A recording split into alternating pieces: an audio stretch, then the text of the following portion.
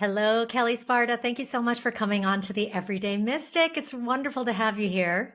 I'm so excited to be here, Carissa. I'm thrilled. Awesome. So, yeah. Great. Well, we have so much to get into, so much to talk about. You call yourself the Spirit Doctor, which I love that term. When did this all begin for you at your spiritual path, your opening to the other realms? Well, so my spiritual path started when I was very young, actually, because my mother raised me in the New Age movement. My parents got divorced when I was 5, and my mother immediately went on to this self-help journey, trying to figure out how to be happy, which sadly she never managed. But um, in the process, she dragged home all this stuff. I mean, she brought home Est, which was a not kinder, gentler version of Landmark Forum. It was an early version of it when I was like 6 years old. That was super intense. And then we were studying Seth and Ram Dass and Abraham Hicks and J.C. Knight and all of the spiritual self-help, everything. If you could find a book on it, and there was so this is how old I am. You would get a book, and in the back of the book there would be this form that you could fill out and mail to the person to buy a CD, or no, a cassette tape from them, and they would mail it to you, and then we would sit and listen to the cassette tapes in the house, and then they would put you on the literal snail mail mailing list to let you know when they were in town, or whenever they had new products or whatever. And so instead of watching TV, she and I would just sit around all night listening to self-help tapes and spiritual tapes, and listening to Abraham Hicks and studying and reading the books, and it's all the stuff. So I was raised in this from a very early age. It's kind of in my bones at this point because it was so present in my upbringing, Yeah, and I mean, because did it? it came in before the age of reason at 7, right? So it's just like there. Yeah, sorry, didn't mean to interrupt you. For you, then it was just your normal life. Did you think that this is how everybody was being raised, that this was just kind of like life? No, No, you knew? no. In the 70s, when I grew up, it was it, I actually, so it's so weird because I tell people I had it both harder and so much easier than people have it today, because it was harder because the information was harder to come by. You had to get the book and then send away for the information and do the things, whatever. But the people who were in the industry were really like true believers in the work and real students of the work, because quite frankly, anybody who studied this stuff in the 70s was considered nuts. Okay. Mhm. There was a social stigma around it. You did not talk about it. And even all the way up through the 80s, you really didn't talk about it. It wasn't until you got into like the late 90s that it became okay to have conversations. And it was only barely okay, right? And Yeah. so, but today the information is so much more available, but there's so many more quacks out there delivering it, right? There are Mhm. people who are just marketing bros who are just doing it for the money, and they're regurgitating stuff that they don't even understand themselves, and then there's people who just don't understand what they're talking about, and they're earnest and they're trying, but they haven't studied enough to know, and they're out there selling their stuff, and it's so hard to tell the good information from the bad information today, because Mhm. you think, oh, well, if I find it 5 different places, it must be true. Not necessarily, because everybody's stealing from everybody else right now, especially Mhm. with AI generating content now. AI will, I mean, you've heard some of the horror stories about AI like writing recipes that use bleach and stuff. Yeah, I it's actually it's haven't heard that. Oh my oh, gosh. it's terrible. So, Crazy. when AI will just take the information from anywhere it finds, and it'll put it together, and it doesn't actually have knowledge of the information. And so it Right. just takes and puts together anything it finds. And so many people are blogging, and so many influencers are coming up who are still relatively new themselves in the work. And so therefore they're looking at other people's sites, and then they're propagating misinformation, not even knowing that they're propagating misinformation, because they're still too early in their process to know it is, right? Mhm. And so you can't even rely on that for that reason. And so that's why I say it's both easier and harder today to do your spiritual work than it was when I was coming up. Hmm. Because, how do you know you've got somebody who actually has a clue, right? Hmm. Yeah. Yeah. So earlier on, it was like difficulty in getting the information to you. Right. And now it's like difficulty in discerning what's authentic and Yes. really true. Yeah. That's a great point. I my first spiritual book that I got when I was 15 was from my aunt, who was like the only person within my family that had any sense of uh, spirituality, woo woo, anything. I mean, she was quite esoteric Yeah. and a brilliant artist, and channeled her connection to the divine through her art. Really incredible. And my mom had a bit of it, her and their sisters. My mom had a bit of it, but nothing to the potency of where she could pass it along. I think it was working in her in some way, but not, in any way that could be shared.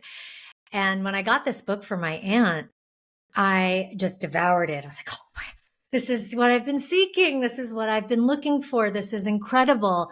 But I didn't have anybody else around me that was able to nurture this curiosity and help. And she lived in California. I lived in New Hampshire. I mean, so I didn't even have her near me to be like, tell me more. Why did you give this to me? All of these questions that I had about it and for her, I never got to ask her. What And book was it? it's called Soul Purpose. Okay. I'm not familiar It's with that one. Michael Thurston. It's an Edgar Casey book, Ah, okay. really. Yep. So it's just like OG, Edgar Casey stuff. Yep. He has synthesized it into Gotcha. this book. So he covers readings and then put it into lessons and things like that. So it was just really hard to nurture that path when you don't have anyone around you who is talking that way, encouraging those ways. And so I did what I could at that age to kind of, continue to read and find books. But it was easy to fall back asleep and just Yeah. go, okay, I guess, that's just some weird stuff over there. My life's over here. And they were very separate for a long time. I hear that a lot still from clients coming in.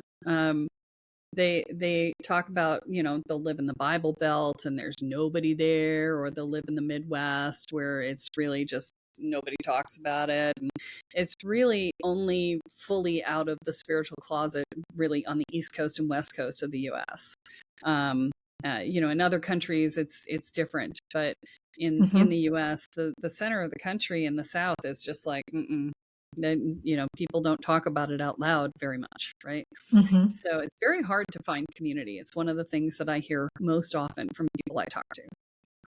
Going back to the difficulty that people may face today of finding uh, teachers and guides and information that they can trust, what advice would you give to somebody as far as helping with that discernment? So the thing, okay, so I'm just going to kind of give you an overview of how the spiritual growth process works so that you can understand why I'm going to say what I'm going to say. Okay, so when we first go looking for an answer, we're in the discovery phase. We're going, okay, I'm in pain. How do I find a solution? Would this spiritual stuff work? Right. And that's the discovery phase where you just kind of go out and you're like, okay, let's just try some stuff on. Right. And then you hit the next phase, which is the holy crap, this stuff really works. I must tell everyone I know and drag them out to classes with me so they don't think I'm nuts. Right. And so that's the proof and proselytizing stage. Right. It's like, oh, okay. And then the third stage is for extroverts where they first begin to teach. Okay. And the introverts will teach a friend, extroverts will teach a class, right? And so the third stage is what I call prove it, right? It's prove to yourself that you know this stuff, and at the same time prove to others that you know this stuff. It's kind of like you do the inner and outer at the same time, right? Mhm. And so what I call third stage healers, third stage teachers rather, is these are people who are teaching from ego. Okay, they're trying to prove to themselves, they're trying to prove to others. There's an ego space in there, and I'm throwing no shade on that, okay? Because we all go through it. I did it. Everybody does it. It's just a stage. It's okay, but you need to know if you're in with a third stage healer, right? Or why do I keep saying healer? Teacher.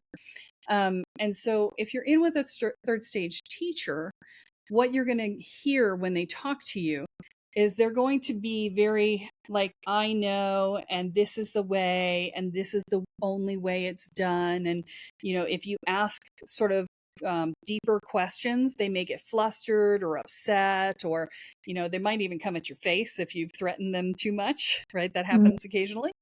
And if they're very hierarchical about what they do, then that is an indicator of a third stage healer, a teacher. Okay, clearly I want to talk about healers because Spirit keeps changing teacher to healer. Okay, I don't even know what that is, but yeah, you'll hear that from them, and then there's another stage where they retreat to really do their inner work, and then they have to have a leap of faith after that, and then they'll come back out into the world to teach from a different stage, and that stage is okay, I have gotten so much benefit out of this work for myself. I have to justify the expense and the time that I spent on it by giving it to others, by providing, sharing it with others. And, it's not okay that I did it just for me, right? There's that's the next stage of teaching, is that piece. And so those people are safer to work with because they're in a state of, they've sort of, I won't say mastered their egos because, that's a longer process, but they have come to terms with their egos. They understand their egos, and they're not teaching to fluff their egos. They're teaching to justify the value they received. It's kind of a payback for them, right? And so those people are much safer to work with. They're in a true state of, just giving what they have to offer. They're much less hierarchical. They're much more open to questions, and one of the key factors that is an indicator is if you ask a question, a fifth stage teacher will say, I don't know. That's a great question. Let me think about it and I'll get back to you. Whereas a third stage teacher will be like, oh, well, you don't need to know that if they don't know the answer, right? Or that's not important, and it'll move you over to something else, right? So, that's another indicator. And ultimately it's a gut feel, right? It's a gut feel when you're going out into the world. I actually did an entire podcast on this, on my podcast, Spirit Sherpa. So, but ultimately it's a gut feel. If you come in and the person makes you feel uncomfortable or not good enough, or like you're stupid, or like you're not welcome, then they're a third stage teacher. If they don't, then they're fifth stage or above. Okay. And the third stage, they're fine for beginner classes, because most of the time you'll get good information for, a beginner 2-hour class, no big deal, right? But you don't want to try and get into the deeper work with them because they probably aren't at that stage yet, right? And you don't want to put yourself in a position where you're vulnerable to them because they may or may not be safe. And that's the key. Okay. Yeah. So yeah, it's an interesting process. Well, I'm recalling or remembering. I'm currently. Go on. Yeah. Oh, go ahead. Okay. I'm actually I'm actually stepping for myself. I'm like, I don't know, 2-3 years ago, I stepped out of that healer stage where I was doing it to justify the work I had done. And the next stage after that is, I don't need to share this with anyone. I feel okay that I got it for me, and that's enough. And the challenge when you hit that stage is you lose your motivation Mm-hmm. because your motivation was externally focused. And now you're just peaceful and you're just like, oh, it's okay. I'm good. Right. And then you have to find what moves you next. Right. Mm-hmm. And so then it becomes about what Abraham Hicks talks about all the time, which is what brings me joy. Right. And what then it becomes about doing what brings you joy. And so, there's and am I still teaching from that place? Yes, I'm still teaching from that place, and I'm still doing healing work from that place, and all the things. But it's motivated differently, right? So it's a very interesting process to walk through because people come in because they're in pain. There's no reason to do this level of work unless you're in pain. So the key is where people stop, right? Because some people will come up against the edge of the ego work and they will bounce and they'll be like, nope, not doing that. And they'll just say, this path isn't for me. They'll find something wrong with it and they'll bounce to another path. I personally know somebody who's done that for 25 years. They just come up to it and bounce, come up to it and bounce, never actually getting into the work, just bouncing and bouncing and bouncing and bouncing because they just don't want to cross that border. Other people will come up to the border, cross the border, do enough work to get out of pain, and then stop because they're like, okay, that's enough. I don't need to go any further. And still others will come up, do the work to get through the pain, and then see how much better they feel from having done all this amazing work and go, how much better could I feel still? And then the motivation becomes not getting out of pain, but how much more can I get to? And it becomes a positive motivation rather than a negative motivation. And so, each path along the way, you lose some people. And so the further along you get, the fewer people there are. And so this is part of the challenge, right? Because I remember, like 20 years ago now, I was single and I was like doing my work hardcore and I was making serious progress and I was really happy about it. But I was also intensely aware of the fact that there were very few men in the spiritual world and that the further I went, the smaller the pool would get of men who could meet me if I wanted a relationship. And I literally had to sit down with myself and say, what is more important to me, having a relationship or doing this work? And it took me about 3-4 weeks to come to that decision and be like, it's more important to me to do this work. And it ultimately took me, I went through several boyfriends along the way, but it ultimately took me another probably 10 years to meet my husband, who had also done his work individually through a different path. He went through the 12-step programs.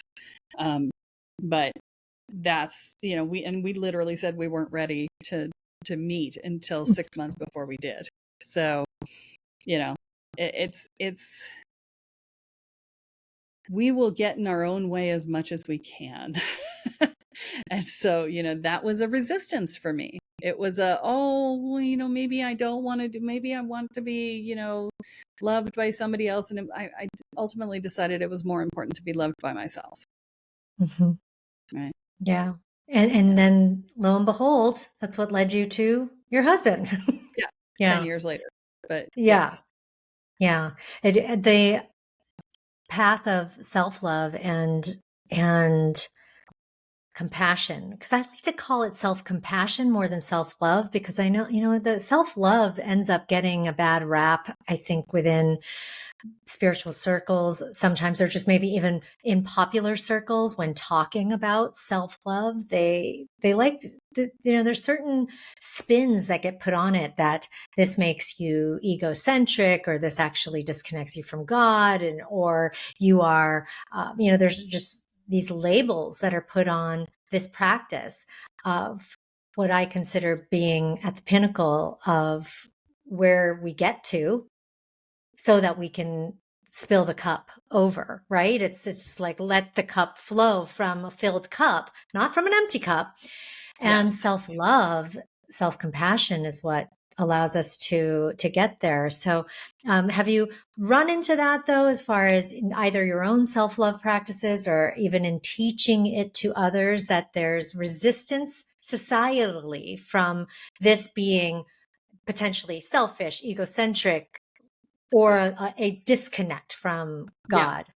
absolutely. And in fact, you know, Monique Darling and I did a Facebook Live on this years ago, and um, we actually went deep into that topic because it is so prevalent, and people are just jaded around the idea of self love, right?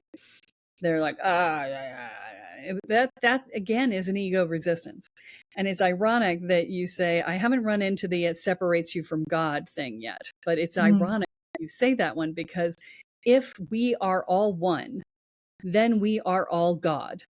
And loving ourselves is loving God. And therefore, there is no separation, right? right. And so, you know, I mean, Pope John Paul II in 1997 said that there is no hell, there's no physical hell, that hell is the state of separation from God.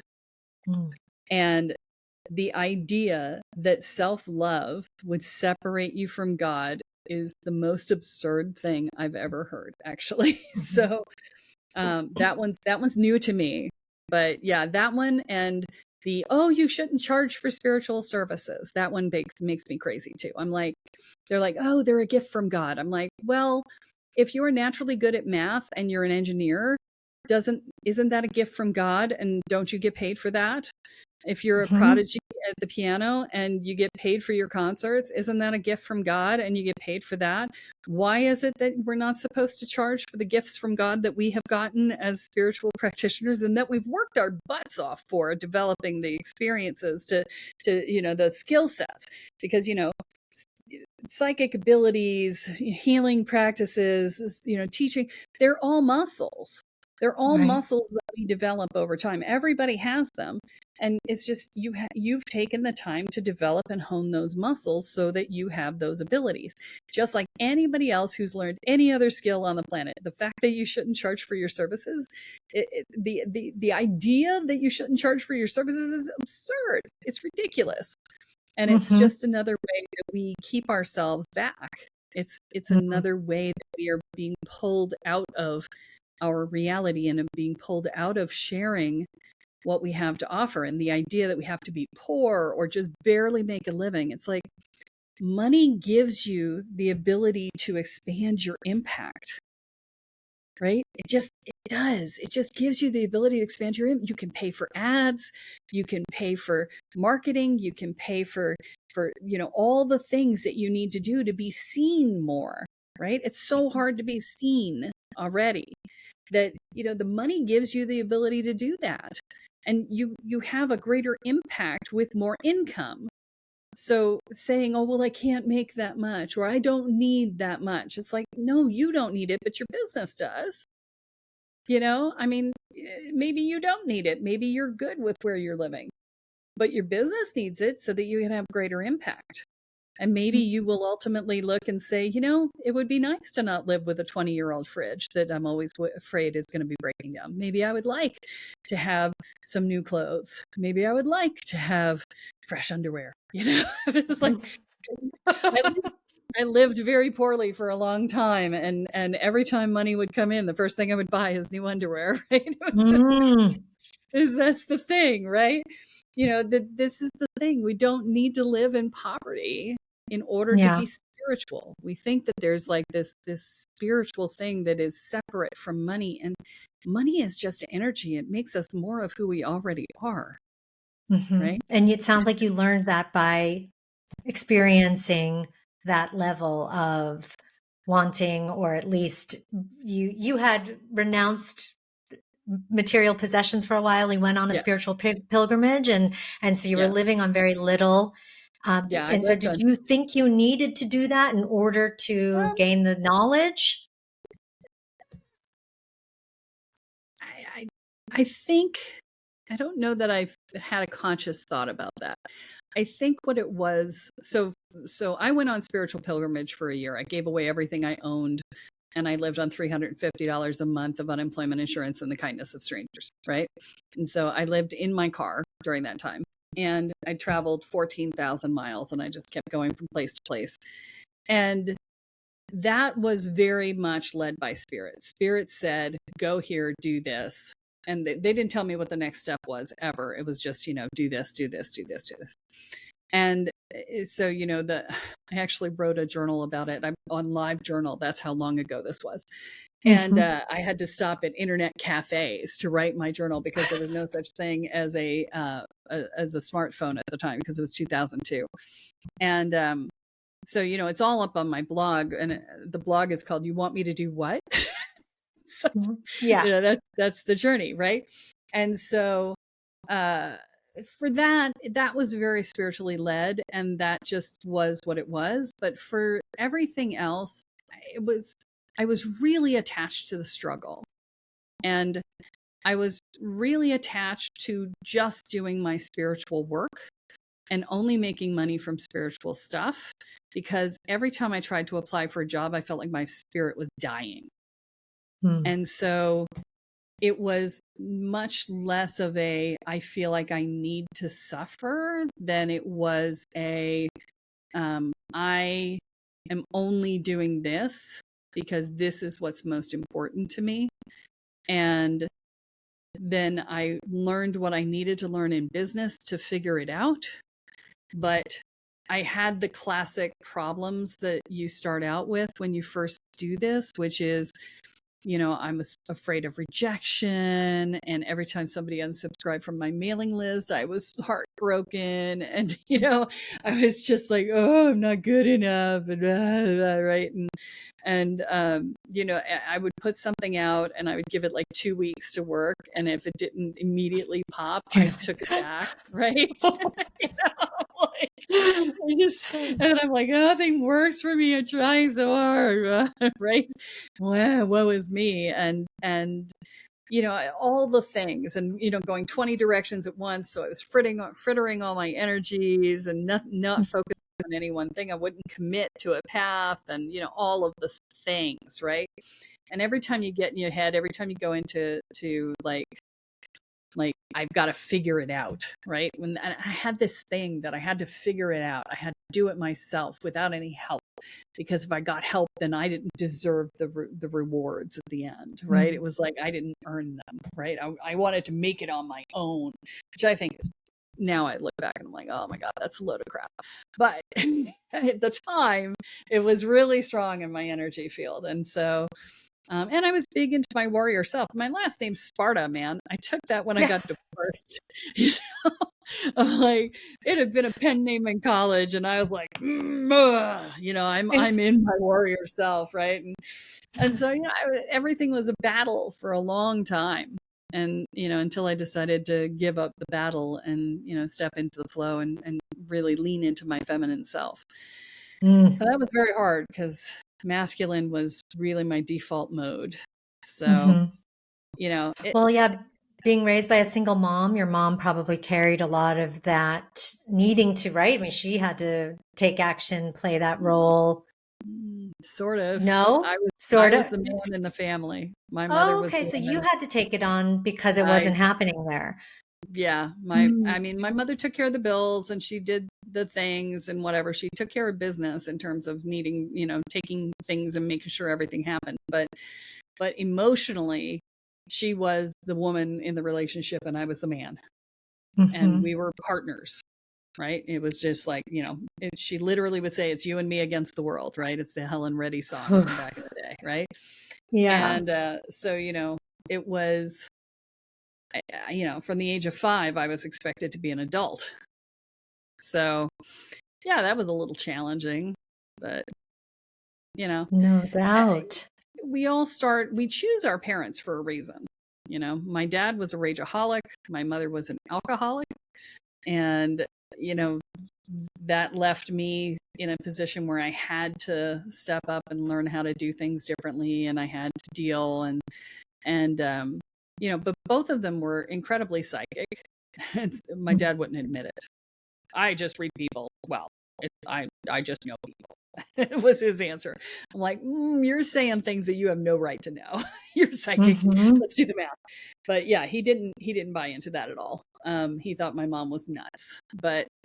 Um, but you know, they were the perfect parents for me, right? Because they they triggered all the things in me that forced me to move through the spiritual process that I needed to move through in order to become the person I am today, right?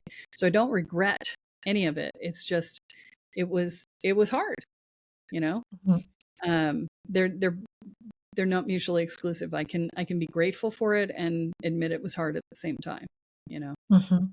So Right. Right. yeah, And, you know, with your belief, which is also my belief too, that we chose this life and chose those parents to have those lessons in order to get to a certain understanding and move into a specific place of, well, we've either karmically healed something or we've learned something that we can then teach to others, or that was something that brought us peace in the end, you know, whatever it is. But the being in that place, and I like to say this to people who maybe aren't so spiritual, or who don't believe that we are star seeds or souls in a body or any of the woo woo stuff, to say that even just in accepting that on face value, like, oh, these conditions created a container for you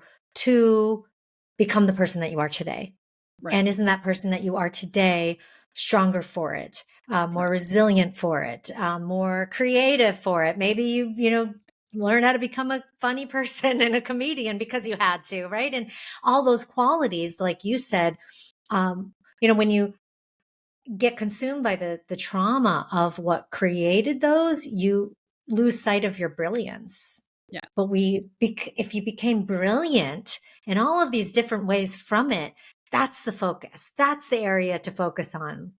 And right, so, you know, I think for people who, you know, even if you don't believe in the fact that, you know, we chose our parents and that we came here for these, you know, spiritual lessons, uh, just to accept that those traits that have become who you are were burnished in that fire, that they were, you know, that they were created from all of that, is something to be grateful for.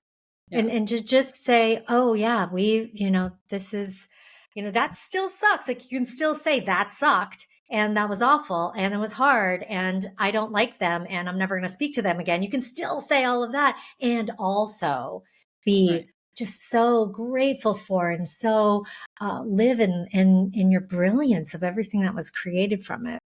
yeah. One of the things that I often recommend, because I see people get stuck in blame and they're like, you did this to me. You're a terrible person, right? Whoever it was, usually a parent, right? Or both parents. Um, and it sticks, you get stuck. If you're in Mm. blame, you're stuck. Okay. Not to say that they didn't do it, not to say that you should spend time with them. I'm not saying that. But what I'm saying is that when you can separate the person from the behavior and say, you know, these people gave me life and I'm grateful for my life. And the behaviors that they exhibited were not okay. And to say, and to shift the focus. This is a key factor, right? You need to shift the focus from they did this to me, right? To I didn't get what I needed. Mm. Okay? When you bring the focus back to you, then you can say I didn't get what I needed. How do I get what I need now? Mhm. Right? Because now your power is with you. Every time you're in blame, you're wherever you're pointing your finger is where your power is going, right? And so you want to pull your power back by saying, okay, yes, their behavior resulted in me not getting what I needed. Okay. And so, yes, I didn't get what I need. So now it's up to me to make sure I get what I need. And how do I do that? Let me Mhm. be with that. question. Let me see how I can learn to take that in, because oftentimes when we don't get what we need, we refuse to receive it even when it comes in. And so when we can refocus on how do I get what I need rather than you didn't give me what I need, then you're in a position to change it. Anytime you're standing in your victim, you're powerless. And therefore, there's no changing anything because you're engaged in being a victim. And so the key is to get into a place where not that, and this is where I'm sort of taking it sort of sideways, because there's often this case, and as you get further into your practice, you learn that you manifest your reality and that you bring things into form in order to create the reality that you need to experience, whatever. But a lot of people call that victim blaming in the very beginning when they don't understand how it works. And this is like a step before you can step into that other piece, right? It's okay, yes, their behavior resulted in me not getting what I needed. Yes, they did this, and I didn't get what I needed. So they're irrelevant to my life now. I have removed them from my existence or whatever, right? I don't allow them to engage that anymore, but I still need to get what I need. And so now I need to take responsibility for that, because when you're blaming, you're still giving them responsibility for giving you what you need. And they're not going to give it to you. They've never given it to you before. There's absolutely no reason to believe that you're going to get it in the future. So stop asking for something from a dry well. Stop trying to drink from a dry well and bring it back to yourself and find a way to get yourself the water you need, right? And so that's the differential. And that's a step that you can take in the interim when you can't step into that full reality, right? So that helped me a lot in trying to process the stuff around my dad, was being able to separate those two pieces. Yes. Yeah. And when you do, you start to really see also that, oh, they are a separate person outside of being my parent. They are this person, the man, this person, the woman. It is an interesting exploration to go down that road and start to, it's really like this. It's the separating out of like what's mine, what's theirs, what's mine, what's theirs, right? Because everything is so enmeshed, and especially in abusive families, it's very enmeshed, hard and entangled, and really hard if you have any type of codependent parent, so hard to remove yourself from what is energetically theirs, what is energetically mine. And I mean, for me, I had to physically remove myself from one of my parents, like, and just say, I can't have a relationship with you because it's too hard to, there's so much enmeshed here that I have to be apart. And, but for others, it could be that, even if you haven't done that, I mean, made that kind of taken that kind of action, just taking the actions emotionally, mentally of untangling yourself. And like you said, I love the way you put that of, if you're pointing and blaming, your energy is going there, like, oh, like all your power, all your energy is going that direction. We could look at that in so many different arenas, right? We're blaming the person who just cut us off, or we're blaming the, car mechanic for messing up our brakes, or we're blaming the government, right? I mean, there's so many things that we could look to, or that, one could look at in their own life and say, well, where are you blaming? Where are you pointing that blame to? And how are you then going to get that power back? Easily by, one, stop blaming, and then stop victimizing yourself. But that's easier said than done, isn't it? People get into a victim mode because they're used to, I think, being in that place and used to being a victim. So how does one, like, what are some of your suggestions, baby steps for people to begin to empower themselves out of victimhood? Get angry. Seriously. Victim mode is, oh, I can't. I'm a victim. I can't. You're in damsel in distress, right? Save me, right? And it's literally a giving up of hope, a giving up of power, a giving up of self-determination. It's a giving up of all of it. And it's a very child response. Okay. You're really deeply in your inner child when you're in that space. And so, a lot of us, because our children did not get nurtured as we were, because as children, we were not nurtured, we didn't get what we needed. And we're very attached to getting what we need, right? And so we refuse to step out of that energy because it means that we're admitting that we'll never get it. Mhm. And that we didn't get it, and that we're never going to get it from our parents, who were the ones who were supposed to give it to us, right? And so, there's an anger at what you didn't get, okay? But what you want to do is you want to take that anger and turn it towards the fact that you are giving away your power and that you are allowing yourself to be victimized. And so you want to use that power you want to use that anger instead to go, I will never be victimized again. I can't do anything about what happened in the past. It's coming to acceptance, right? So my favorite quote about forgiveness comes from Carol Burnett. And she says, forgiveness is giving up all hope of a better yesterday, which I think is the most brilliant thing I've ever heard. It's about coming into acceptance that yesterday was what it was. And you need to stop shoulding about it. It should have been this or it should have been that. It was what it was. You cannot change it. There's no point in putting all your energy into it should have been, it should have been, it should have been. I'm angry, I'm angry, I'm angry. Great. You're angry. Fantastic. Use that anger. Don't push it down. Don't ignore it. Don't deny it. You're angry. And you need to be angry because otherwise you tell your subconscious mind that you deserved it. Right? Because if you don't get angry about it, you deserved it.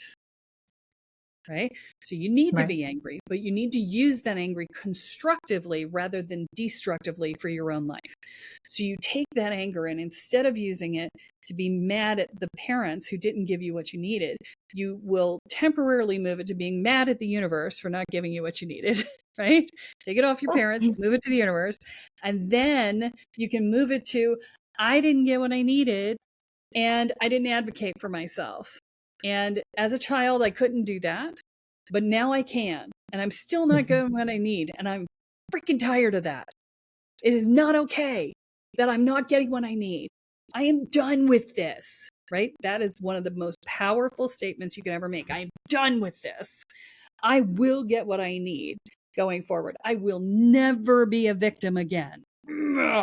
Use that energy for that and be like, I will stay in a power position in my own life. I will make choices that are best for me. I will support myself. I will reinforce my boundaries. I will set my boundaries. I will claim my space in the world, and I will own my power. Now, the owning your power piece is going to take a little bit of work until that well of rage is empty, because those of us who are ethical will not give ourselves a bunch of power until we've drained that well of rage, because we know we blow up on people, and the more power we have, the more damage we'll do. And so we don't want to do that. And so therefore we will limit our power until we can deal with that rage. But in the meantime, in the beginning, use the rage, right? Rage is great fuel. It's hugely powerful, right? Yeah. Make sure you use it, and use it in a way that supports your life rather than holds you back. Does that make sense? Yeah. I love it. And, we get into, or I'm thinking, alchemy and alchemizing the energy, right? Is that it is, we have to label the world. I think as humans, we have to. We have to draw contrast. We have to label the world to understand what's going on, because we're not just in our spirit selves, our light being self floating around here. Like, we have to figure shit out while we're down here. So that makes sense that we do all of that. But when you do sit within your higher self seat, your soul seat, and you do come into this understanding of ourselves as more than just our body and our human experiences, we can start to get under the energy of those words, even those labels. So it's like, take anger be angry and like what you think is anger. And then how can that energy be transformed, alchemized into another type of energy that is just as powerful, but as you said, like not as destructive, Right. powerful and holds the same energy, but is in a way that is creative or in a way that, and that is not destructive. Because I think, with anger, you imagine, tearing things down and destructing and being, burning it all down. But, and that's a good thing to do, right? We Well, have to and have those. you can use it to burn down your internal walls of resistance, Yeah. right? Yeah. It's just a matter of where do you direct your anger, right? So it's Right. like, I am in my own freaking way right now. Mm. I am done with being in my own way. I am burning these internal walls of resistance down. I will not be a damsel in distress. I will stand up for myself. I will stand up and be strong. I will not allow myself to be treated this way. And initially you're going to go over the edge. You're going to go too far. You're going to like yell at Yeah. people, and you're going to like do stuff that you're going to regret later, and that's okay, because we're Hmm. learning. You were way over here on the pendulum, and then you swing way over on the other side because you're like, "Rawr!" Right? And then you'll eventually, come to balance on that. And Hmm. that's okay. Just give yourself permission to do it, right? Because if you don't, you're going to be collapsing into damsel over and over and over again. Hmm. So when you start stepping into that space, the habits that are old are going to get in the way, right? The habit of knuckling under and just taking it if somebody steps over your boundaries, or that not saying when something bothers you until until you're beyond the ability to cope, right? Or not Hmm. asking for help when you need it, or whatever, until you're desperate, right? And so all of these things are habits of the damsel, right? And so when you're shifting, and most people shift into the knight in shining armor first, which is the here I come to save the day, right? It's like, and they'll save other people long before they start to save themselves, right? Whether the other people want it or not, by the way. And so, Mm. because it's how we create value, right? It's a whole complex thing, right? But as you step into that, you want to make sure that you are speaking up early and often, right? Speak the moment something upsets you, because the longer you wait to speak, the more likely you're going to rip somebody's face off, right? Hmm. Because you're building a charge around it. And you're probably having arguments in your head with people who don't have any clue you're upset with them over and over and over again, until you feel like you've had this conversation with them 50 times. And so by the time you actually say something, you're so frustrated with them because they haven't done anything about it, and they have no Yeah. clue what you're talking about, because all those arguments were in your head, right? And Hmm. so all of these things that happen when we just open our mouths early and say, that doesn't work for me. How about we do something different? Or, Hmm. you stepped over my boundary there. What part of the word no did you not understand? That's one of my favorite phrases. Hmm. Because when somebody doesn't hear my no, first thing, I'll get a little bit louder, because I think, oh, you didn't hear me, right? Like, oh, you didn't hear my no here. No, right? And then if they still step over it, I'm like, okay, what part of the word no did you not understand? Because I Hmm. said it very clearly twice. Well, blah, blah. No, no, no. There's no well, blah, blah, blah. I said no. I meant no. We're done with this conversation. We're moving on, right? And so, being able to say that and not like Hmm. blow up at somebody and go, "What is your problem?" Right? Yeah. I said Or the not just same like thing. cave and Right. crumble in shame and be Right. like, And then oh God. you still get mad though, but you get mad at yourself, and that manifests Yeah. as depression, right? Hmm. So that Yeah. becomes the differential. And so I'd much rather be mad at somebody else than mad at myself. Hmm. I'd much rather somebody else be mad at me than be mad at myself. And I Mm. know that for some people that's like, they can't be mad at me. It's like, how about they take responsibility for their own emotions and that it's not your problem, Mm-hmm. which took me a Yeah. long time to grasp. So I'm throwing that off the cuff, but I want to say that's not easy to get to. There is a process to get to that place. But when you get to that place, it's so freaking freeing. Oh my God, it's so good.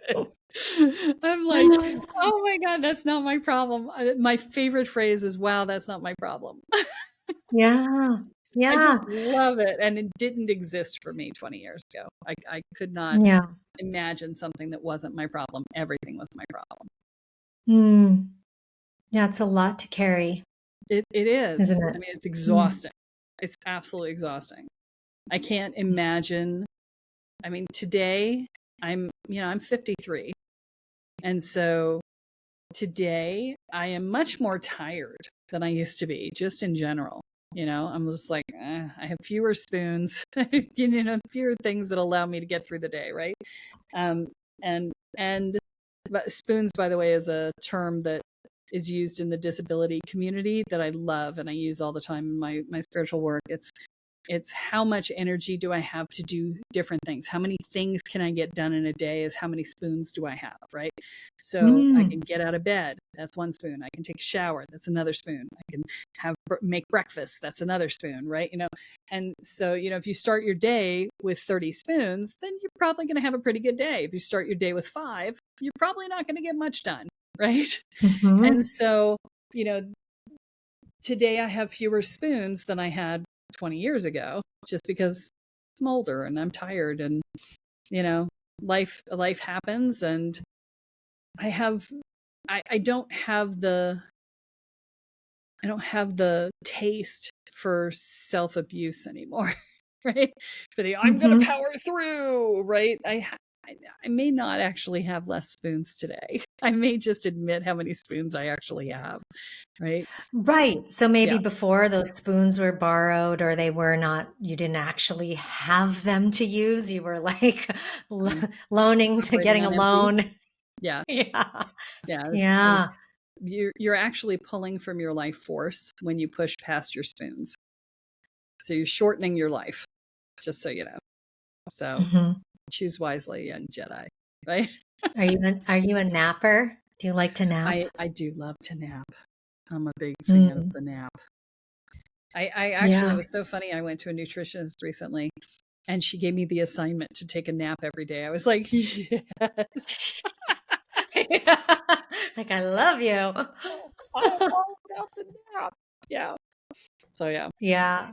I know I have in my, more mature years as well, have learned to bring my energy into alignment, really. It's not, Yeah. that it was because we have the same energy, right? We have always the capacity for the same energy, bringing it in, utilizing it, or just being able to direct it to the right things. We always have the same amount. And now, I would spin out and use my energy on things that were not right for me. They weren't Right. great for me. So it wasn't that I didn't have that or that I was using energy I didn't have.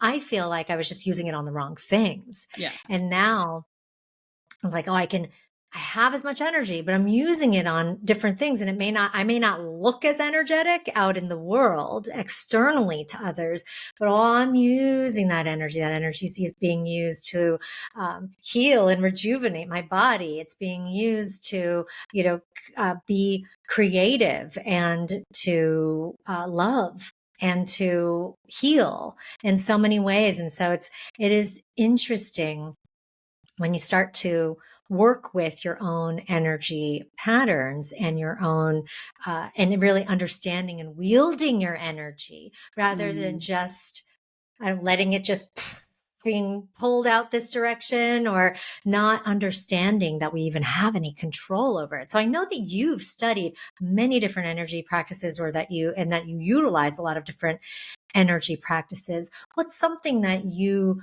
do within your regular life? It doesn't have to be daily, but just something that you do within your regular life to that would focus on either aligning or playing with, or utilizing your energy in a way that is beneficial to you. Yeah. So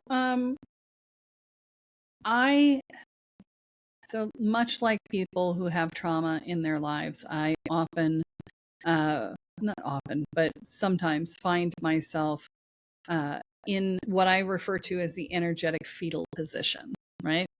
And so what that means is that we grew up in an environment where it was unsafe to be us, right?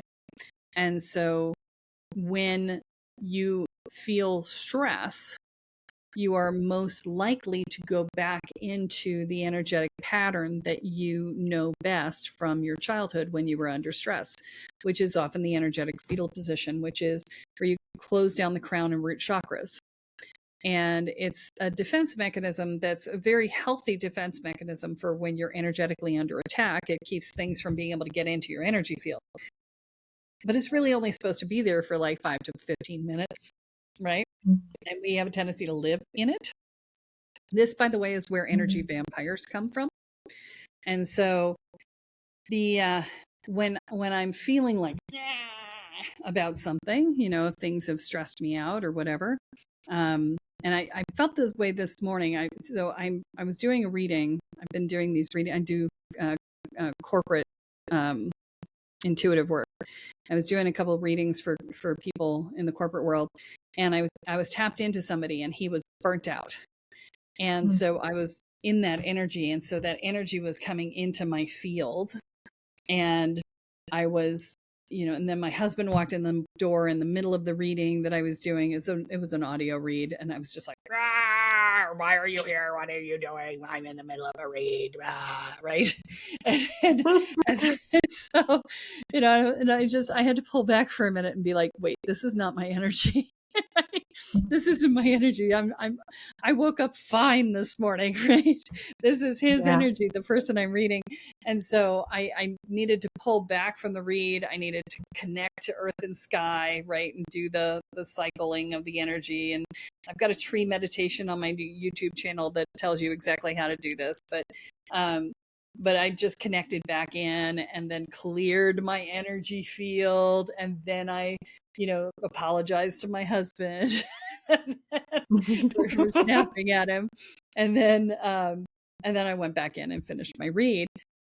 But I pulled back and cleared again when I was done because, tapping in, I'm going to be connected to that person. And so it's an interesting thing of doing readings for people that when you tap in, pretty much everything that happens in that reading is relevant, right? So I got multiple interruptions. I got multiple things like I was trying to do it on LinkedIn and send a voicemail message, and it was only recording a minute at a time. And I'm like, seriously, how am I supposed to do a read in 1 minute shots? I've got my eyes closed. I'm trying to do a read. How am I supposed to track the minute at the same time? It's like, So, it was very frustrating. And so, but all of that was relevant to the read, right? Because it wouldn't have been a problem if it wasn't a problem in his energy, right? Yeah. And so, that's one of the things that I have to pay attention to in my work. I also have to, if I have a client who's coming up who's a heavy duty empath, they're going to send their energy out to me in anticipation of the reading. And I will have a morning that will be like, this is not my morning. I don't know what's going on. I feel weird and, blah, blah. And then I go, oh, yeah, the client's tapping in. Okay. Yeah. You can be over there until I'm done, right? Until it's your turn. I'm not steeping in your energy, but it's good for me to know that this is what's going on for you. I will show up and be like, okay, so I know this is going on for you. They're like, how did you know? I'm like, well, it was my whole morning. So, like you shared it. You shared it, and yes, please, don't do that. but it's my fault. I allowed it in, right? So there's that connection because I'm I'm always monitoring my clients. So that's part of the work that I do with them, is I keep an eye on them energetically to make sure everything's copacetic. So I know when there's a problem and I go, how you doing? And they're like, how'd you know? I'm like, I'm monitoring you. Yeah. That's what you pay me for, right? I'm gonna keep an eye on you. I'm keeping an eye on you. You came up 3 times in the last 2 days. It was time for me to. In my head, you showed up 3 times in 2 days, and that doesn't usually happen. So, I'm like, what's up? So, yeah. So that's probably the most common, aside from just clearing my energy field periodically or smudging or whatever. My house is super warded. It's super protected. So I don't usually have a lot of other things that I have to deal with in terms of that. And going out in the world, my shields are pretty awesome. So it's usually just my clients that are, or my husband that impact me, my friends, because those are people I'm connected to. So, yeah. But yeah, that's kind of the most probably self-care stuff that I do. Amazing. Well, I know that people can learn so much more about you through all of the work that you've put out over your, 50 years of practice, 30 some odd years of actual professional work, and everything that you've gleaned both for yourself and through the experience of being a spirit here in the body, working all of this energy, and also in all of the things that you've learned from other teachers. What a vast array of information and experience to share. You've written a book called Spiritual Badass, right? Is that the Well, title of your book? I'm changing the title to it, but right now it's still The Overachiever's Guide to Nailing Your Spiritual Growth in Record Time, which is a book that needs a shorter title, which is why I'm retitling it. But yes, right now it's called The Overachiever's Guide. It's available on Amazon or on my website, either way. So, and it Awesome. basically goes through all of that stuff. Yeah. Amazing. So you've got the book, you've got your podcast, Spirit Sherpa, and now you've got this coach certification program that you are moving. So you're moving into not only working with the seeker clients, but now with the practitioner clients. Yes. Tell us a little bit about the certification. Yeah, so the spiritual coach certification program is basically what I'm doing is I'm teaching you how to teach my first level program called Welcome to the Woo, which is all about stepping into managing your energy field and learning how to work with the energies of the world, and then also starting to do the work on yourself, dealing with fear and anxiety, worry, dreads, self-doubt, inner and outer judgments, building a foundation of self-support and courage. So the coach program teaches you, first you go through that program, the Welcome to the Woo program, as a student, because you have to experience it as a student in order to understand what it's like on the other side. And so, but you do it in an accelerated program. The program's usually 4 months. You do it in 2, right?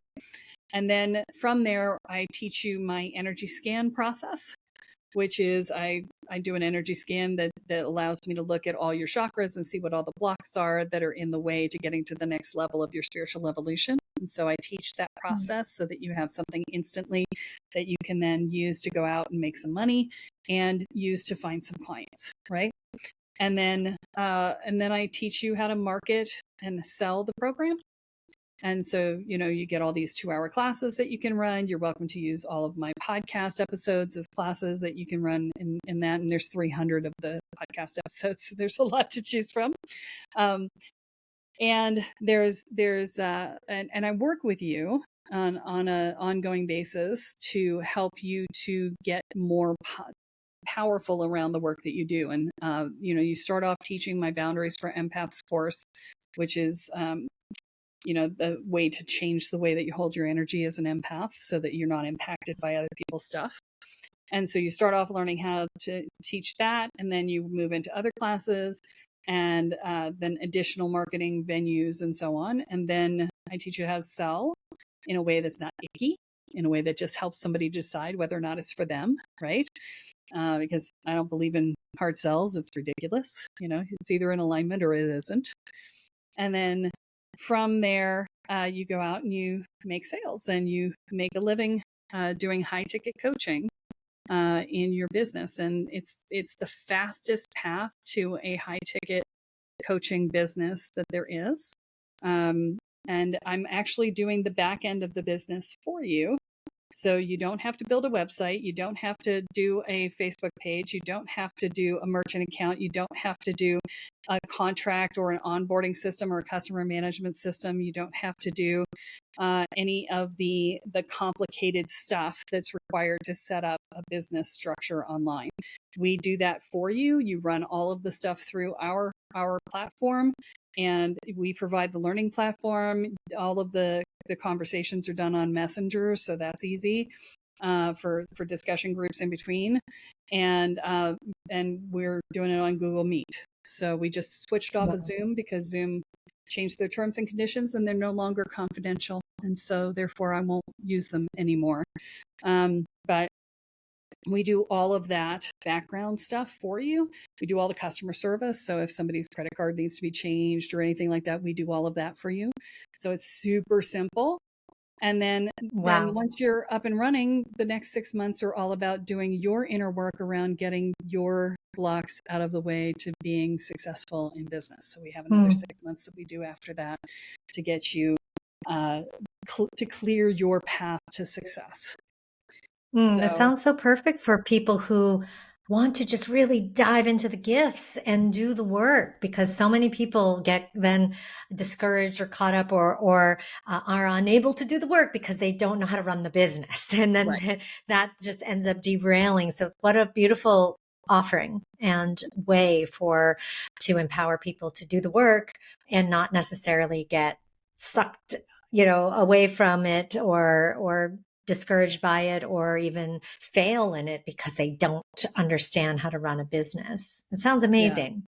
Yeah. I even give them accountabilities. It's like, this is what you should be doing every day.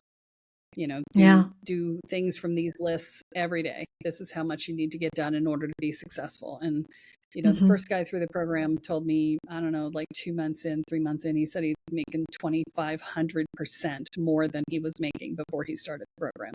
And he hadn't sold a single class yet. It was just him.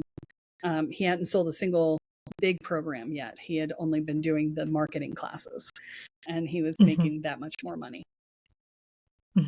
Awesome. Well, we'll put links to that in the show notes as well as all of your other links. Thank you so much for coming on, Kelle, sharing your beautiful stories, your wisdom, and everything to inspire us to live in our spiritual, but also in our healed spiritual, which is where Spirit was guiding us today, weren't they? Of that we can certainly bypass all of the bullshit that happens in our life by living a spiritual life, but that's not necessarily going to get us to the place we want to be. It's like that healed spiritual life is where it's at, of where we've dealt with and our healing and our working with our body and our experiences here in order to then be able to connect and be more available to those other energetic realms. Yeah. And, if you don't do the inner work, you don't actually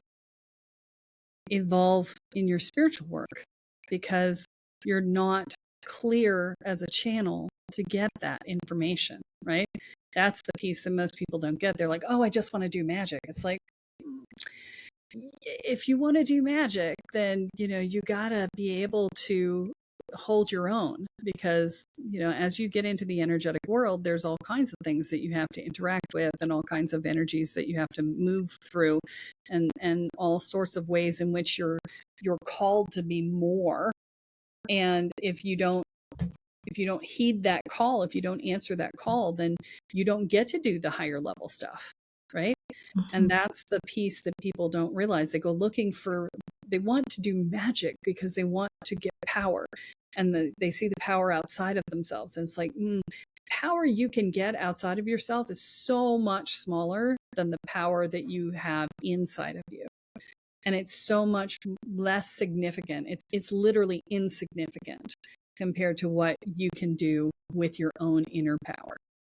And so that's the piece that I really try to work with people on, and that's why I'm so hardcore about, like, we do the personal work as part of the energy work, because otherwise you get stuck and you don't get anywhere.